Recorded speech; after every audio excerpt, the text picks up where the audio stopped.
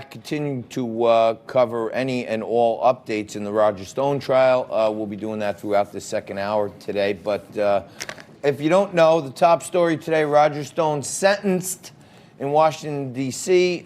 Judge Berman Jackson putting Roger Stone with a sentence of 40 months, also $20,000 fine, 250 hours community service, and she kind of weighed in that she didn't think this was because of his political enemies. This wasn't an unfair prosecution. It was because he injected himself into the 2016 race. We'll keep you up to speed on all that stuff.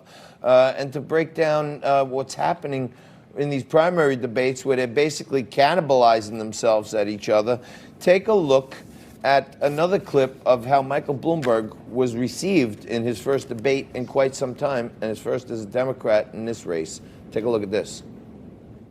As they say, look, this is what you did to me, and the mayor comes along and his attorney says, I will give you this amount of money if you promise you'll never say anything. That's how it works. Mayor Bloomberg, final word to you.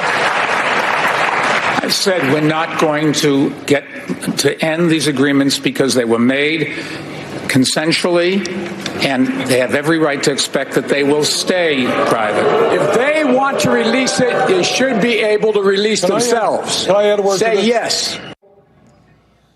Frankie, I know the president has weighed in on this, and he had some choice words for Bloomberg on his participation and performance last night. Sure, that he was tweeting last night. He was tweeting this morning. Let's take a look at what the president tweeted, and then I'll read you what Michael Bloomberg's response moments ago was on Twitter. Corrupt Bloomberg News going to say what a pathetic debater Mini Mike is, that he doesn't respect our great farmers, or he's violated campaign finance laws at the highest, most sinister level with payoffs all over the place. And he continued.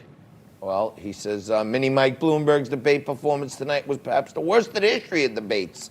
There have been some really bad ones. He was stumbling, bumbling, grossly incompetent. If this doesn't knock him out of the race, nothing will. Not so easy to do what I did. So Mike Bloomberg, just moments ago, just retweeted one of the anti-Mike Bloomberg tweets from Donald Trump, and he's added a caption in that retweet. Mike Bloomberg tweeting just about 2 minutes ago, shouldn't you be pardoning Roger Stone, you #carnival barking clown, ? Wow.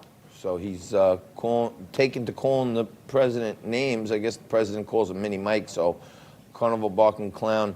But I think Bloomberg might be onto something. I think, many people out there want to see the president stand by his people, especially when they're unfairly prosecuted. Maybe the president will come out and pardon him. Can he commute the sentence before it's official? Or? Yeah, the president could do whatever he wants. But, I mean, he should. If I am hoping for a pardon. And this morning or last night, President Trump did retweet a video of Tucker Carlson calling for the president to pardon Roger Stone. So hopefully that's a good sign. And you kind of worked on some of this. You have some special inside, right here. You work with some of Roger's teams. Well, no, Michael Caputo and I have formed a pardon committee, and we are actively working towards a pardon.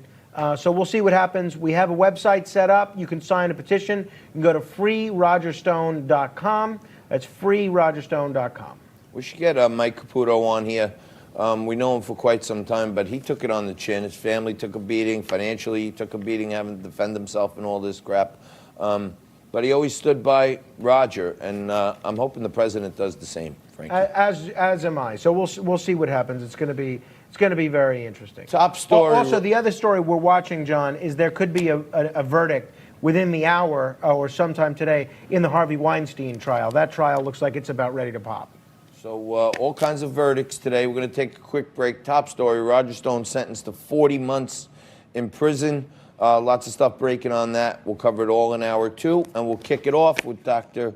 Jeanette Nesheiwat, and she's going to give us some tips that we need to know to keep ourselves away from this coronavirus. Quick break, back after this.